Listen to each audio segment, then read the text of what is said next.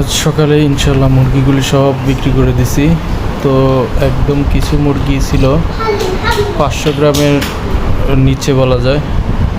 তো 500 গ্রামের মতো যেগুলি, এখানে 15টা মুরগি রয়ে গেল, আর বাকি সব মুরগি বিক্রি করে দিছি ইনশাল্লাহ। তো আসলে বাজারটা খুব বেশি ভালো পাই নাই।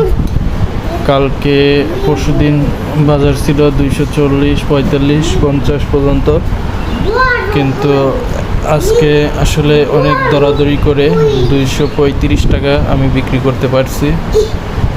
আসলে মুরগির বাজার ভালো হওয়ার না কারণ চাহিদা অনুযায়ী যোগান আছে, মানে প্রচুর পরিমাণ মুরগি উৎপাদন হয়েছে, যার কারণে কিন্তু বাজারটা বেশি হয় নাই।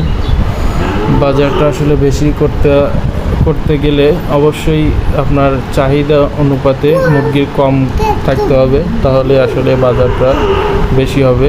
আর চাহিদা অনুযায়ী আসলে কি বলবো, আপনার যারা ভোক্তা পর্যায়ে বিক্রি করতেছে দোকানদারগুলি, ওনারা কিন্তু মোটামুটি ভালো দামে বিক্রি করতেছে, 300-320 টাকা কেজি।